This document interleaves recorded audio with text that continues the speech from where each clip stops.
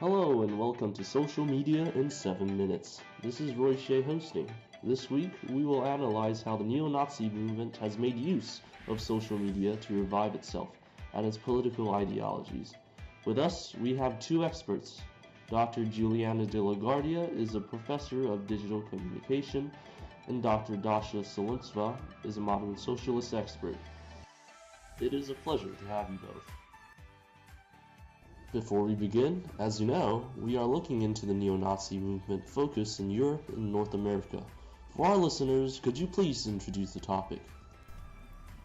So, over the past decade, we have seen a worldwide towards conservative politics that dwells on closed borders and retention of a country's original identity. We see it with Donald Trump in USA, India and Modi, Bolsonaro in Brazil, and so on. Out of this world movement, we have seen a resurgence of neo-Nazi ideals by factions of Caucasian population of the United States and Europe. Correct. And we have seen that groups like the Ku Klux Klan and Nationalist Front in Germany, amongst others, make a push to revive their ideas, goals, and membership. They have managed to succeed to an extent partly because of social media. Their use of mainstream media and their own sites has led to the organization of massive rallies, selling of propaganda, etc. Well said. I think the audience gets it now. But what about what you just talked about? Can you identify the forms of social media that are popular with the movement? The social media platforms can be categorized between mainstream and white nationalist. Gab is an extremist-friendly website. Therefore, it has become one of the most popular social media platforms that neo-Nazi activists use. It is even often described as safe haven for neo-Nazis.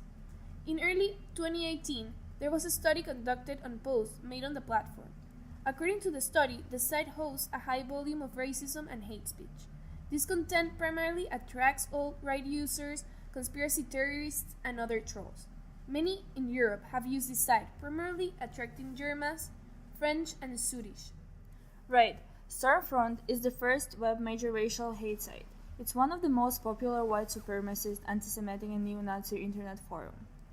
In addition to its promotion of Holocaust denial, Stormfront has increasingly become active in the propagation of xenophobia. The Daily Stormer is another example of the extremely popular internet platform that is used by neo-Nazi movement. The site is known for its use of internet memes that are cited as attractions for a younger and more ideologically diverse audience. This is not to mention the use of Facebook and other mainstream media by neo-Nazis to sell merchandise and raise money. This is very pertinent. Now, with that in mind, how has social media been used by the neo-Nazi movement? What does it help it accomplish? Why was it used?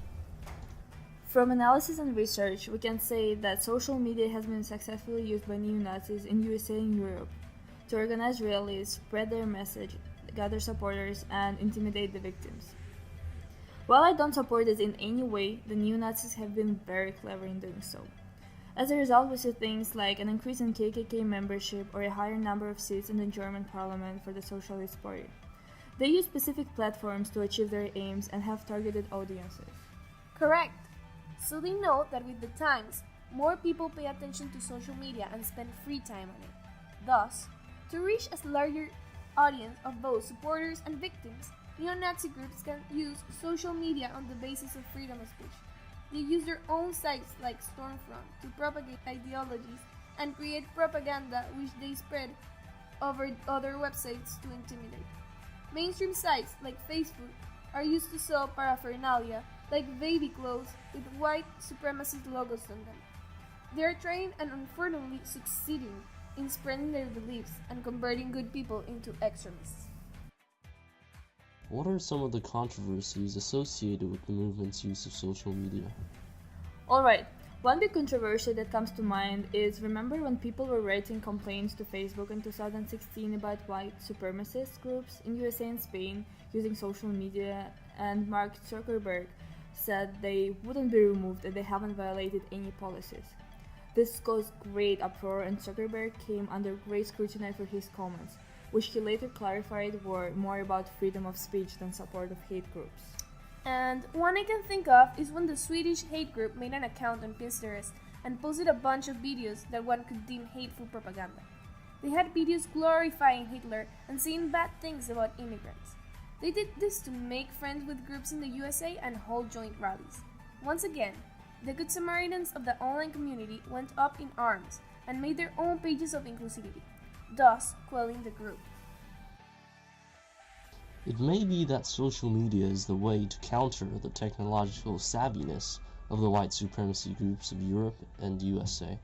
Hence, finally, some say that social media hasn't been beneficial to the neo-Nazis.